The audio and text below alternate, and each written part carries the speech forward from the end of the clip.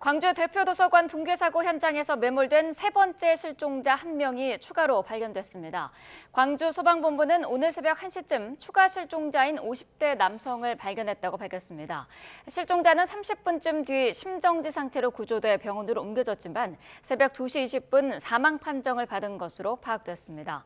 소방은 철제 구조물이 추가 붕괴할 우려가 있어 수색 작업을 중단했다가 오늘 자정부터 다시 구조제를 투입해 수색을 재개했습니다.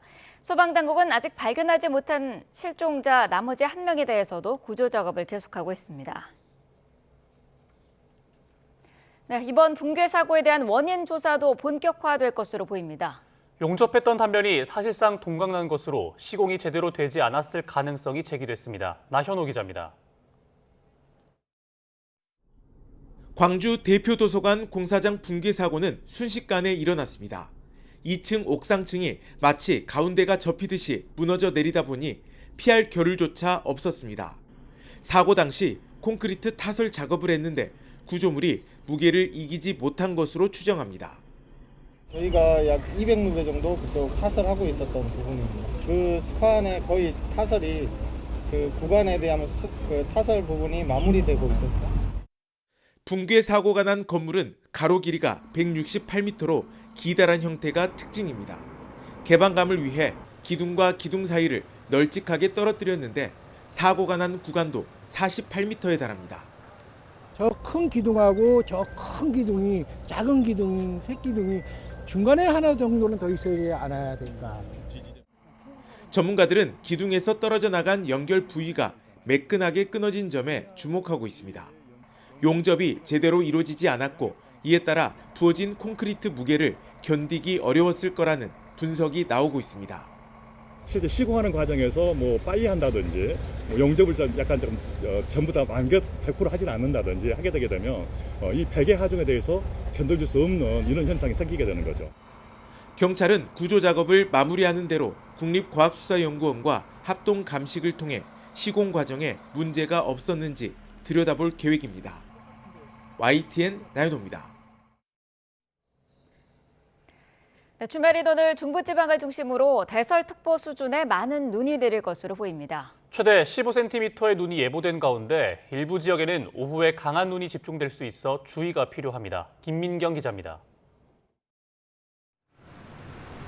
첫눈이 내린 지 9일 만에 중부지방에 또 한 차례 많은 눈이 예보됐습니다.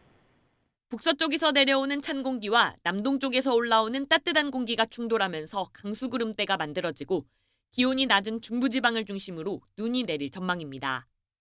눈은 강원도에 최대 15cm 이상, 경기 북부와 남동부, 충북에 3에서 10cm, 서울에도 2에서 7cm가 내려 쌓일 걸로 보입니다. 기상청은 오늘 오전에는 기온이 다소 높아 비로 내리는 곳이 많겠지만 오후 들어 기온이 떨어지면서 점차 눈으로 바뀔 걸로 내다봤습니다. 특히 늦은 오후부터 밤 사이에는 경기 북부와 남동부, 강원과 충북을 중심으로 시간당 1에서 3cm의 강한 눈이 집중될 가능성이 있습니다. 대설특보도 넓은 지역에 분포할 것으로 예상이 되고 있습니다. 미세한 기온 차이에 따라서 적설의 변동성이 매우 크게 나타날 수 있기 때문에 다만 지난 첫눈 때처럼 짧은 시간에 강하게 쏟아지기보다는 눈이 비교적 길게 이어질 가능성이 큽니다. 지난 4일 날은 짧고 매우 강한 눈이 30분에서 1시간 사이에 강하게 내리고 지나갔다면 이번에는 상대적으로 강수 지속 시간은 좀 길어질 수가 있겠습니다.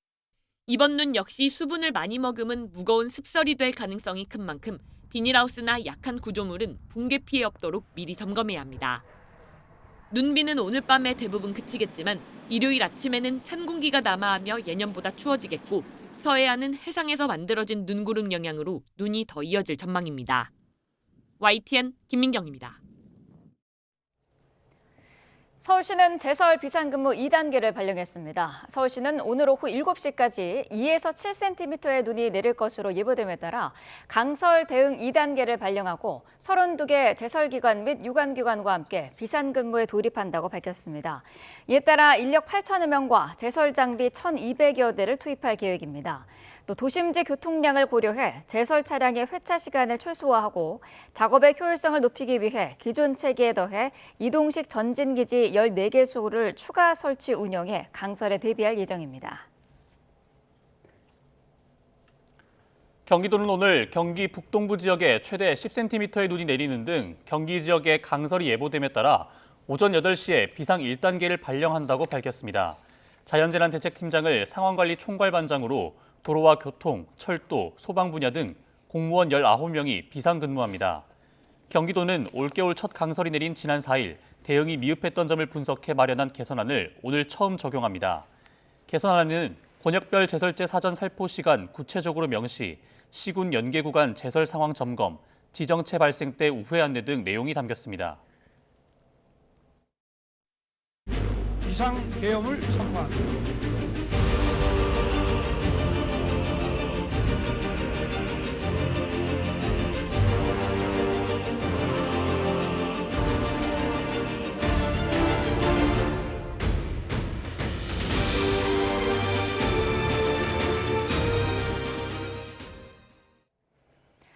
비상계엄 관련 의혹을 수사해온 내란특검이 내일 수사를 마무리합니다.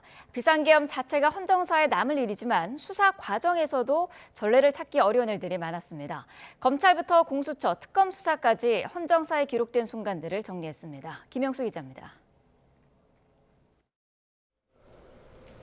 비상계엄 선포 닷새 뒤 새벽, 김용현 전 장관은 돌연 재발로 검찰에 나왔습니다.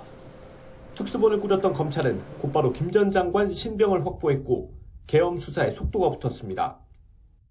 지위 고하를 막론하고 오로지 법과 원칙에 따라 엄정하게 수사를 진행하고 있으므로 수사권 교통정리 끝에 공수처가 키를 잡았지만 한 차례 체포영장 집행에 실패하면서 수사력이 도마 위에 올랐고 서울 서부지법에 영장을 청구해 이른바 영장 쇼핑 논란도 자초했습니다. 헌정 사상 처음으로 현직 대통령이 구속된 지난 1월 19일. 동시에 수십 명이 법원을 침입한 서부지법 폭동 사태로도 기록됐습니다. 법조계도 생소했던 구속 취소 청구, 재판부의 이례적인 해석에 검찰이 항고를 포기하면서 윤 전 대통령은 50여일 만에 풀려났습니다.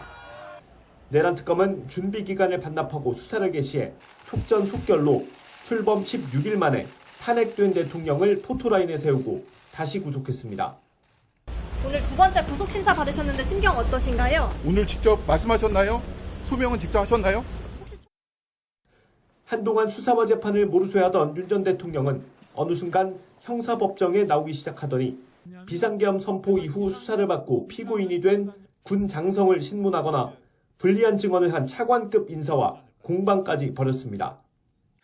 여인영 방첩사령관도 증인한테 이런 실시간 위치 추적 부탁하는 거 보니까 이 친구 이거 좀 이상하네라는 생각이 들었으면 피고인 부하에게 책임을 전가하시는 건 아니죠? 아니 그 얘기를 하는 게 지금 아니에요. 예.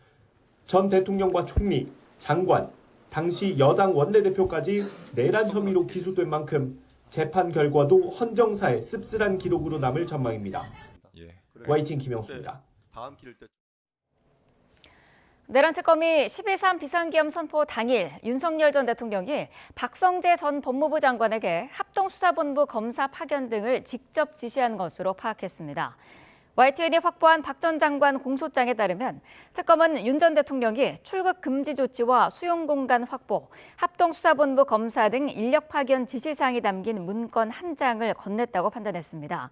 또 특검은 박 전 장관이 구체적인 지시사항 이외에도 계엄 포고령 문건 한 장 등 총 2장의 문건을 받았다고 공소장에 적시했습니다. 이후 박 전 장관이 법무부 실국장 회의를 소집해 합동수사본부 검사 파견 검토와 구치소 수용 공간 확보, 출입국팀 비상대기 등을 지시한 건 윤 전 대통령 지시 때문이라고 특검은 보고 있습니다. 이에 대해 박 전 장관은 통상적인 업무를 했을 뿐이라며 혐의를 부인하고 있습니다. 박성재 전 법무부 장관의 사건을 한덕수 전 총리 내란 혐의 사건을 맡고 있는 재판부가 심리할 예정입니다. 서울중앙지방법원은 박 전 장관의 내란 중요임무 종사 등 혐의 사건을 형사합의 33부에 배당했습니다. 형사합의 33부는 한 전 총리의 내란 우두머리 방조와 내란 중요임무 종사 혐의를 심리하고 있는 재판부입니다. 김건희 특검의 조사를 받은 뒤 극단적 선택을 한 양평군 공무원의 유서 일부가 공개됐습니다. 특검이 마치 짜인 각본처럼 답변을 요구했다고 적었는데 자체 감찰 결과 규정 위반을 단정하기 어려웠다는 특검 발표와는 배치되는 내용입니다. 유서연 기자입니다. 김건희 특검에서 조사받은 뒤 스스로 목숨을 끊은 양평군청 공무원 정모 씨의 자필 유서 일부가 공개됐습니다. 정 씨는 특검 조사 이후 일주일이 조금 넘는 시간 동안 며칠에 걸쳐 일기 형식액을 21장을 남겼습니다. 먼저 조사 당일 상황을 적은 5번째 장에는 흡연하자며 밖으로 불러낸 수사관이 타겟은 김선균이 시킨 거라 얘기하라며 전 양평 군수를 목표로 회유했다는 내용이 담겼습니다. 이어 다음 장에는 특검 수사관들이 반말과 험한 소리로 무시하고 구박한다며 강압적인 조사 분위기에 대해 적었는데 짜인 각본에 넘어가는 것 같다고도 썼습니다. 조사 나흘 뒤 심경을 적은 부분에는 사실이 아닌데 진술한 게 죽도록 싫다며 절망감도 드러냈습니다. 정 씨는 조사 일주일 만인 지난 10월 9일에는 벗어날 수 없는 것 같다는 말을 마지막으로 남겼습니다. 정 씨의 수사 과정에 대해 직권 조사를 진행한 인권위는 직권 남용 사실이 인정된다며 일부 수사관을 고발한 상태입니다. 반면 해당 특검팀 수사관들은 혐의를 부인하고 있는 것으로 알려졌는데 앞서 자체 감찰을 진행한 특검 역시 강압적 언행 금지 규정을 위반했다고 단정하긴 어려웠다고 발표했습니다. 별도 진상조사위원회를 구성한 전국 공무원 노조는 다음 달 조사 결과 발표와 함께 유족 뜻에 따라 정 씨의 명예 회복을 위한 공무상 순직 신청을 하겠다는 계획입니다. YTN 유서연입니다.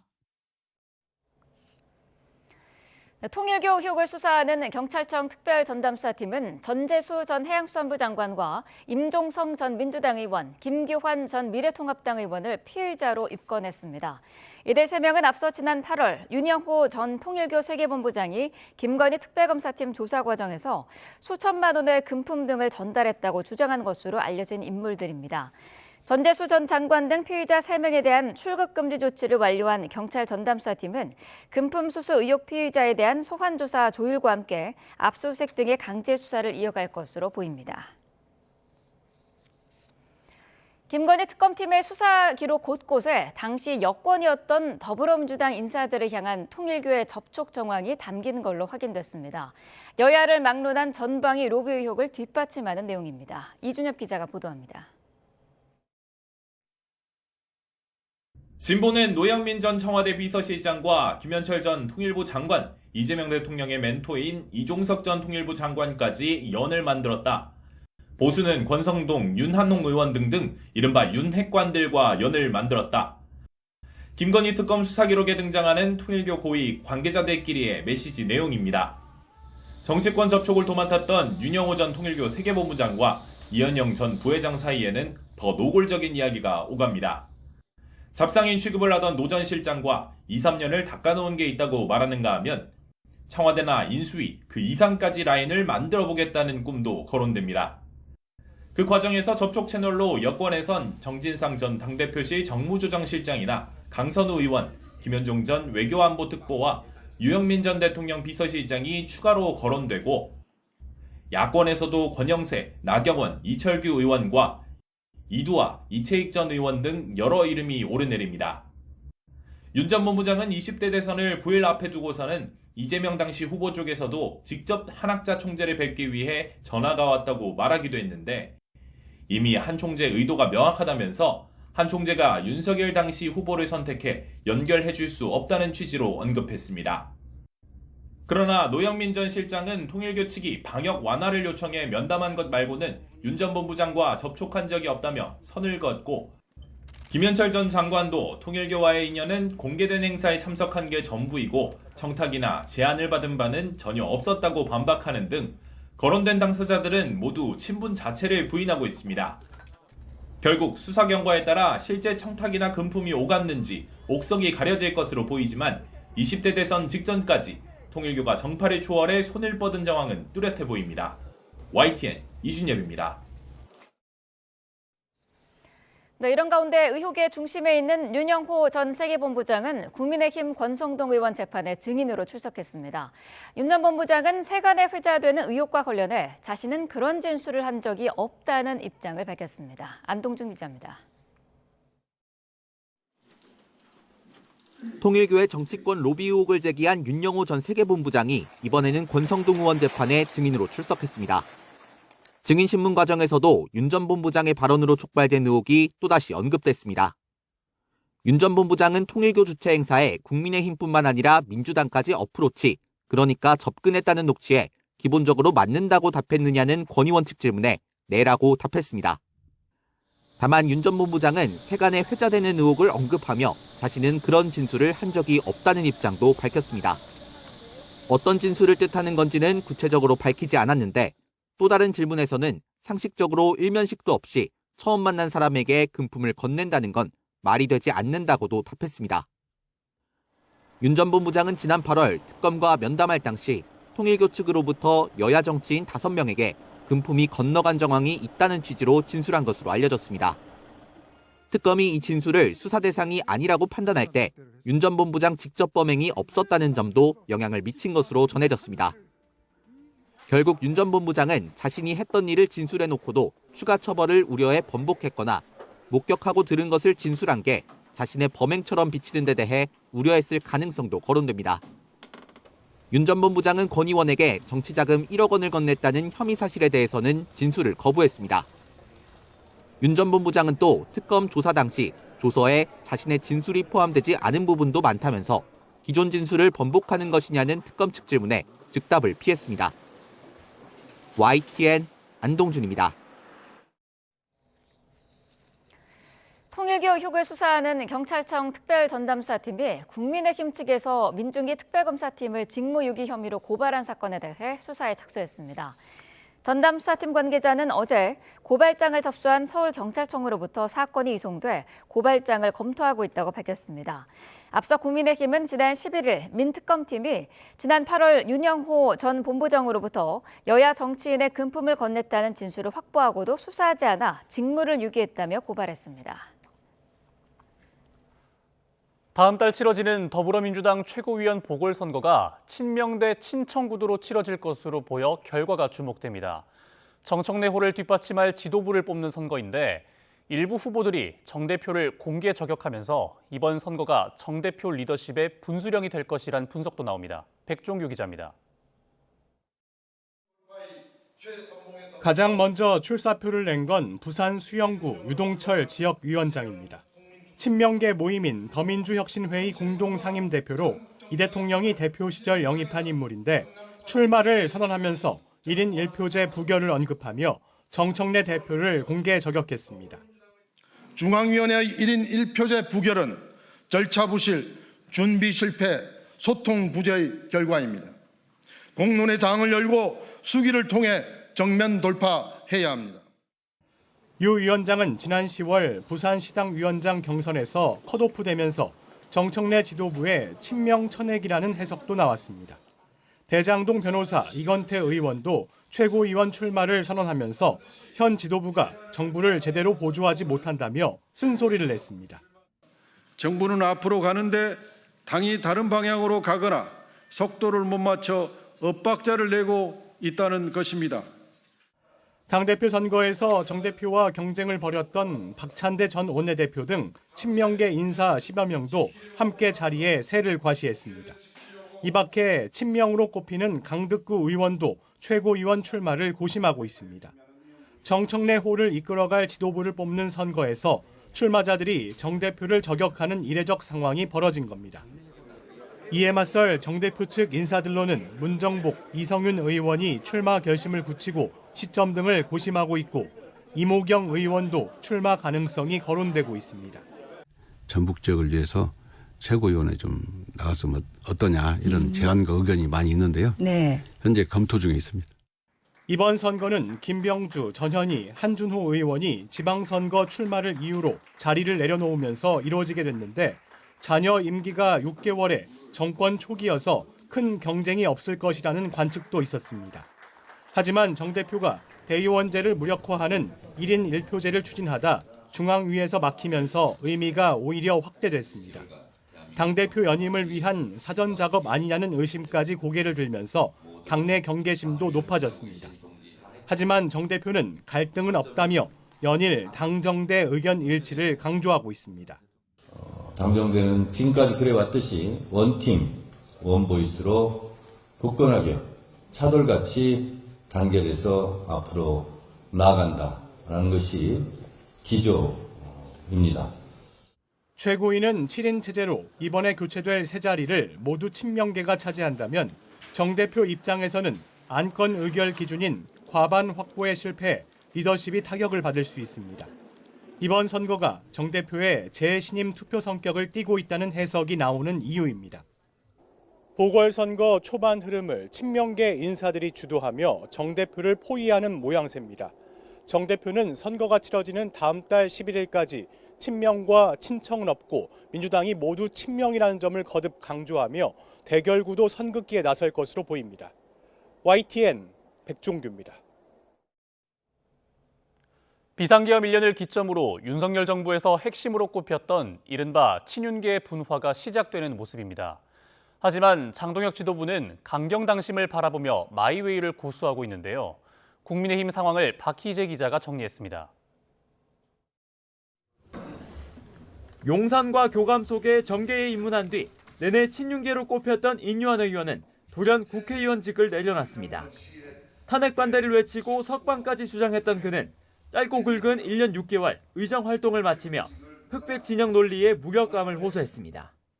윤 정부의 계엄 이후 지난 1년간 이어지고 있는 불행한 일들은 대통령실 용산 이전을 이끈 원조 친윤 윤한홍 의원도 윤 전 대통령과 절연을 주장했습니다. 의대 정원 문제를 사과하라고 했다가 봉변을 당한 일화도 처음 털어놨습니다.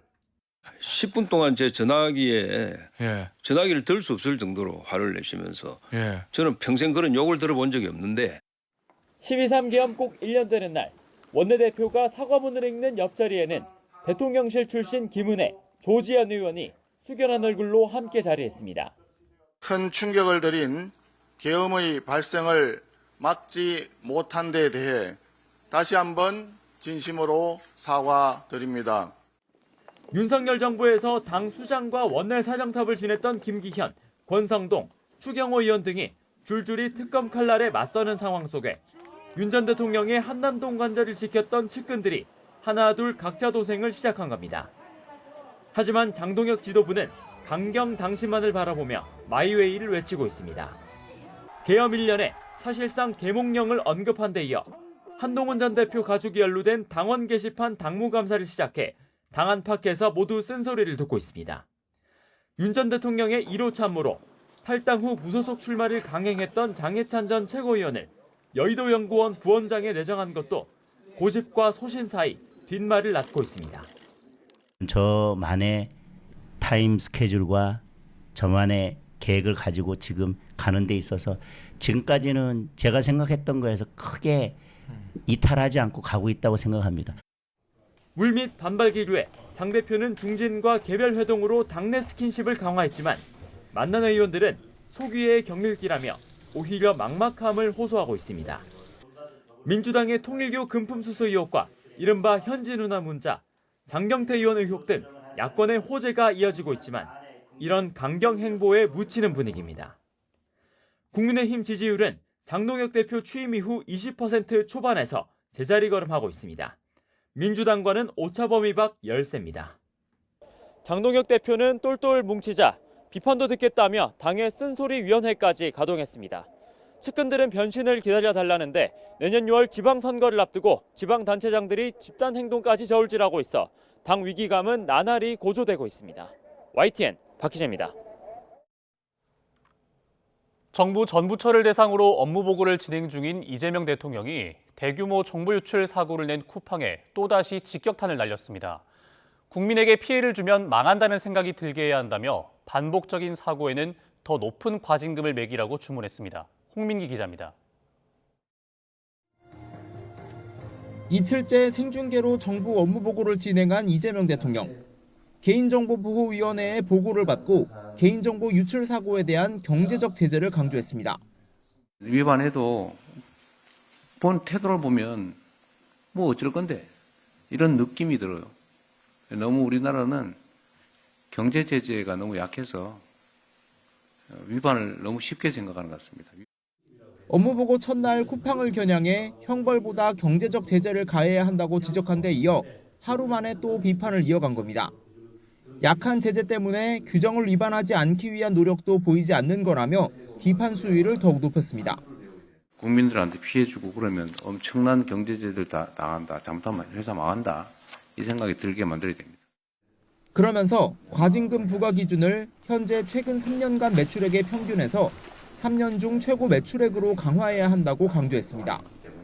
개인정보보호위원회는 반복적이고 중대한 위반 사안에 대해선 매출 대비 과징금의 비율을 3%에서 10%로 늘리는 방안을 추진하고 있다고 보고했습니다.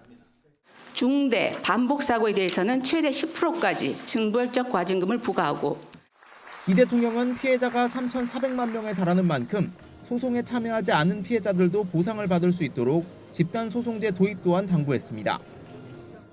이 대통령은 대통령실 내부 회의에서도 실효성 있는 제재 방안을 여러 차례 언급한 것으로 전해졌는데 버티기로 일관하고 있는 기업에 대한 비판 여론을 의식한 거라는 해석도 나옵니다.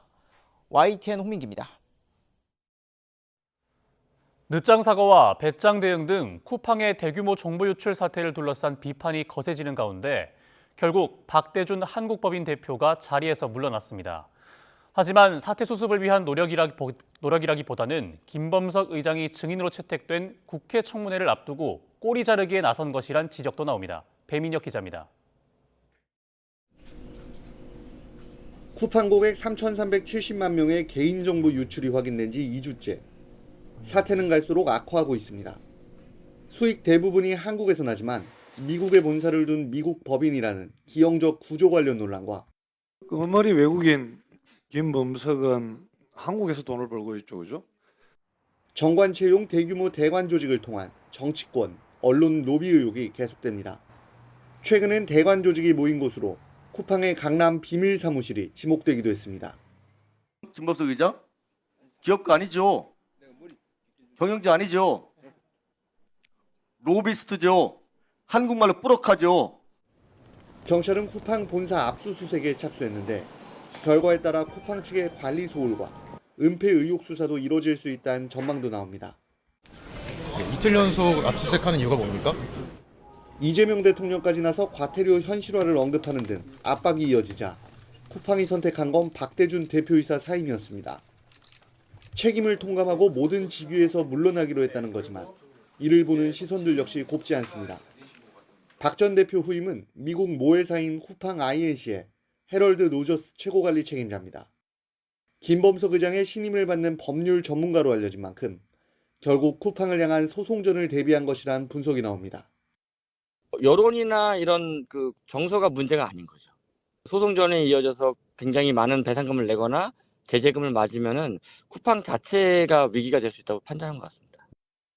오는 17일 국회 쿠팡 청문회를 앞둔 포석이란 지적도 있습니다. 청문회 증인으로 채택된 김범석 의장 대신 최측근인 신임 로저스 대표를 내세워 김 의장 출석을 피하려는 전략이란 겁니다.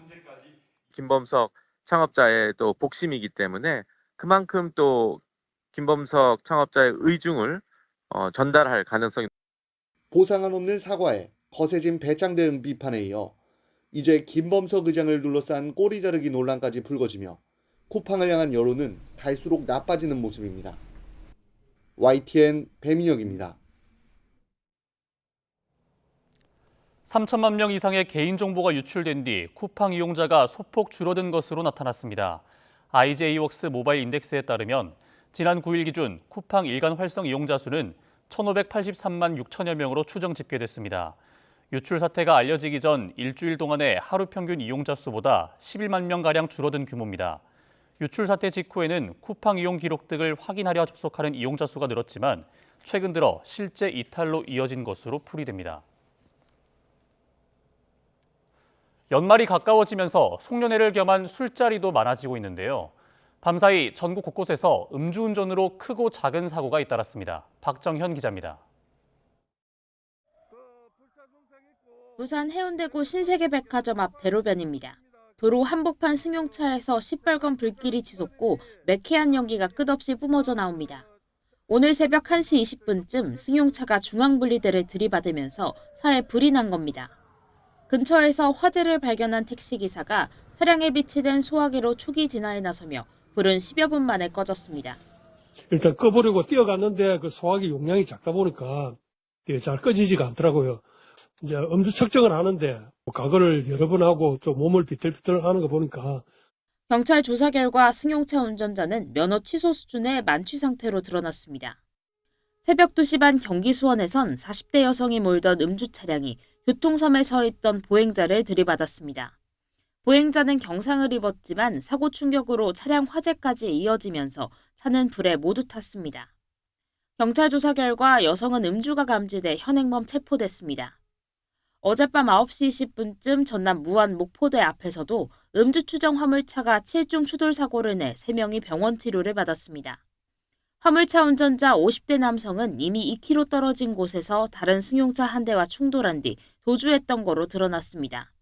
조사 결과 남성은 운전면허가 취소된 상태였는데 사고 이후 술 냄새가 심하게 나는 등 취한 모습을 보인 거로 전해졌습니다. YTN 박정현입니다.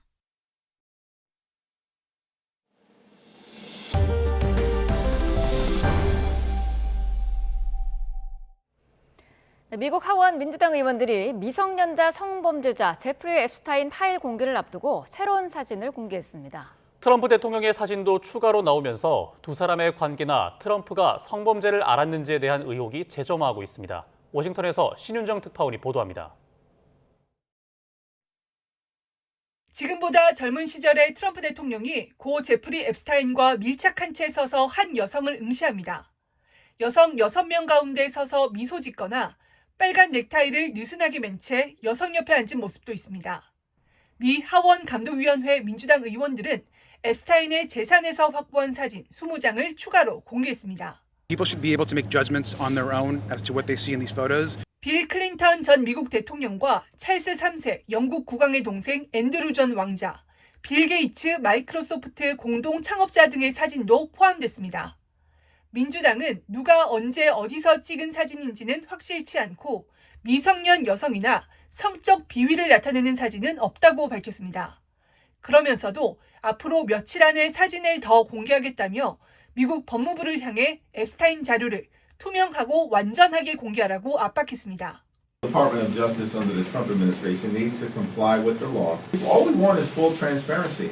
미 하원 감독위원회 공화당 대변인은 민주당이 사진을 선택적으로 공개해 허위 서사를 만들고 있다고 반발했지만 앱스타인 파일 공개를 촉구해온 의원들은 법무부가 시한을 준수해야 한다고 강조했습니다. I mean, it's a crime if they don't. This is a new law with, criminal implications.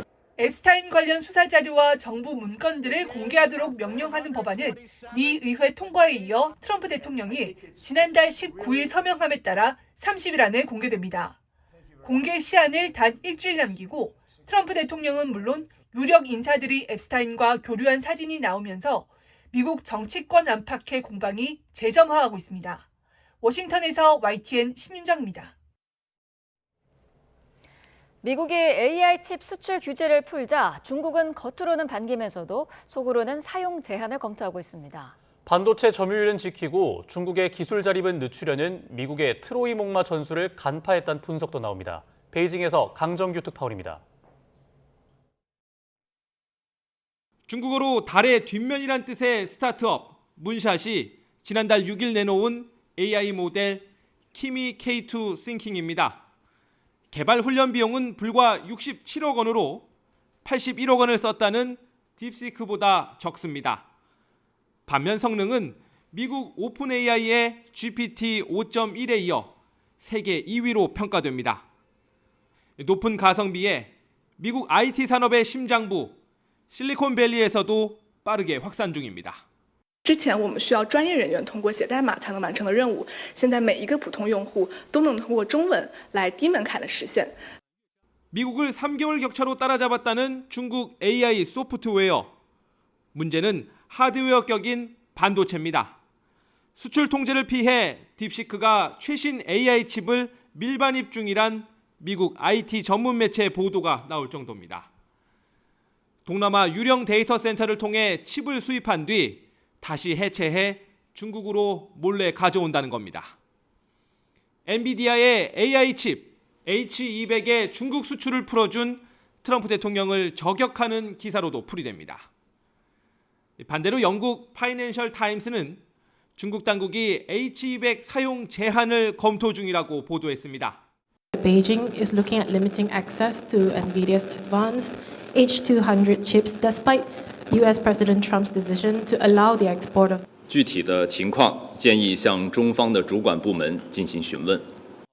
미국의 AI 칩 점유율을 유지하고 중국의 기술 자립은 늦추려는 이중 포석을 간파한 셈입니다. AI 패권 경쟁 속 트로이 목마가 된 H200. 미국이 풀자 중국이 빗장을 거는 전략적 아이러니가 펼쳐지고 있습니다. 베이징에서 YTN 강정규입니다. 미 국채금리 변동의 여파로 달러원 환율이 야간 거래에서 하루 중 최고치를 1,480원 부근까지 확대하며 상승폭을 키웠습니다.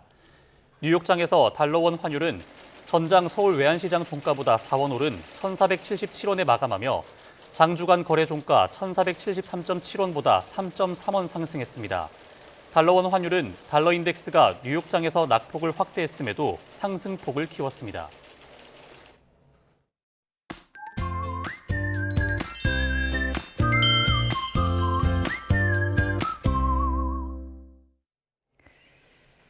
주말인 오늘 될 수 있으면 자차는 놓고 나오시는 게 좋겠습니다. 주로 중부를 중심으로 많은 눈이 오겠는데요.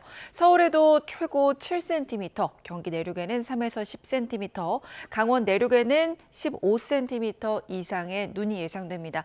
오전부터 밤사이 길게 내리는 만큼 피해 없도록 조심하시길 바랍니다. 눈 집중 시기를 살펴보면 경기 북부와 강원도는 낮부터 밤에 집중이 되겠고 서울 동북권과 경기 남동부, 충북, 중북부는 오후 늦게부터 밤, 그리고 제주 산간은 오늘 밤 늦게부터 내일 새벽이 되겠습니다. 수도권 등 중부지방은 오전부터 시작이 돼서 오후면은 대부분 지역으로 확대가 되겠고 특히 낮부터 밤까지는 시간당 1에서 3cm의 무거운 습설이 내리면서 대설특보가 내려질 가능성도 있습니다.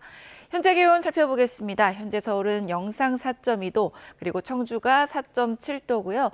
낮 기온도 지금과 큰 차이 없습니다. 서울이 4도에 머물겠고 청주 7도, 대구는 11도, 창원 12도, 부산은 13도까지 오를 것으로 보입니다. 내일도 비나 눈이 이어지겠고 눈비가 그친 뒤에 다음 주에는 큰 추위는 없을 전망입니다. 날씨였습니다. 네, 주말 뉴스타트 마치겠습니다. 시청해주신 여러분 고맙습니다.